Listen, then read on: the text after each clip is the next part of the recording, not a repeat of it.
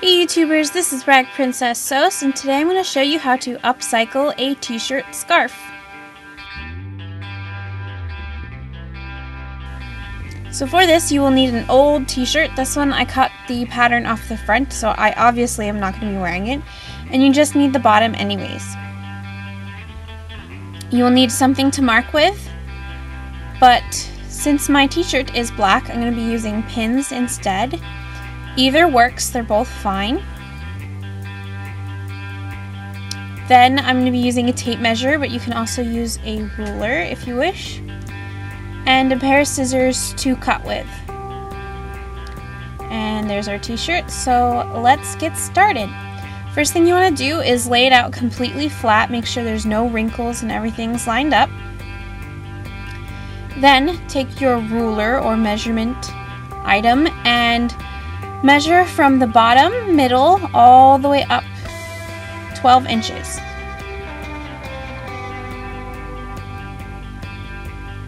Then you want to mark at the 12-inch mark with your pin or pen or whatever you're using.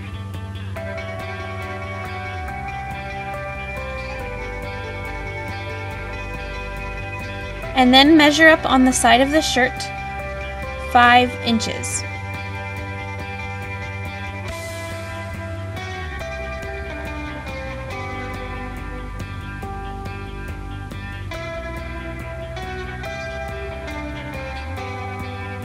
So this is where we'll get our slope from each corner to each corner, and we will want to repeat the 5 inches on the other side of the shirt. You can either measure it out like you did before, or I just flipped the shirt over and pinned right where the other pin is.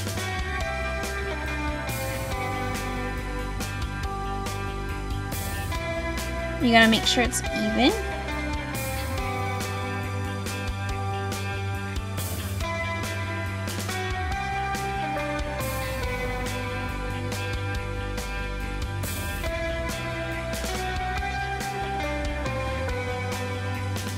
And then for good measure, I remeasured.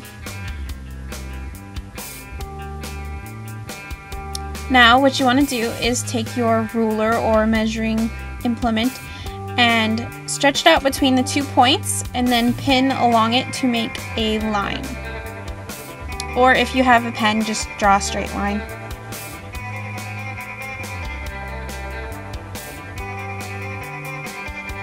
Do it to both sides.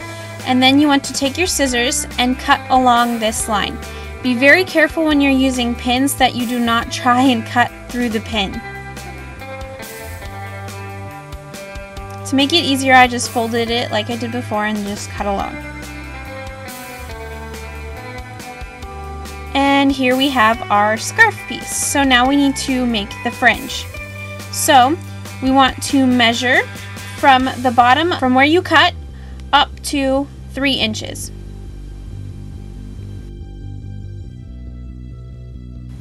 Then in the middle you want to measure from where you cut up to 7 inches, and then 3 inches on the other side. Then like before, you will make a line with your pins or marker or what have you.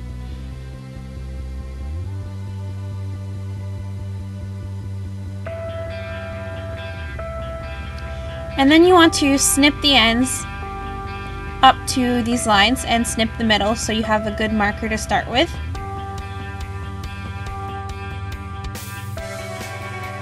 And I like to start in the middle when I make the fringe. So we're going to do 3/4 of an inch. You can make them fatter or skinnier, whatever you want your fringe to be. And then you just start cutting. From here on, I'm just going to eyeball it and not really measure, and just cut out all the pieces I need. See, fringe, and then you want to do it to the other side, and there we go. So this part is important. You will need to pull and stretch your fringe cut pieces. If you're too lazy, you can really just throw this in the wash and the dryer and it'll do it for you. But I think this is the funnest part of this process, is to pull on the little strings. And as you can see, when you pull on them, they get longer, skinnier, and they curl up. So if you don't want your fringe too skinny, then I suggest you cut your pieces larger because they will shrink.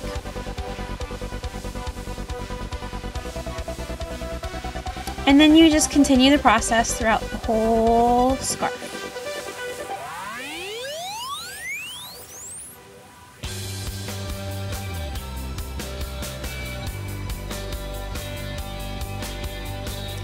After you've got them all, you're done. This is the final scarf. So you can see it still has a V look to it. And there's many different ways you can wear it. You can just wear it slouching over your shoulders or down in the front. This is the way I like to wear it. Or you can even wrap it around your head for a layered infinity look to the fringe scarf.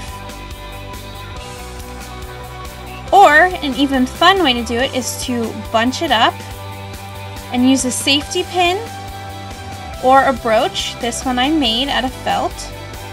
And then just pin it on there. And it gives it a fun, classy look. Great for summer.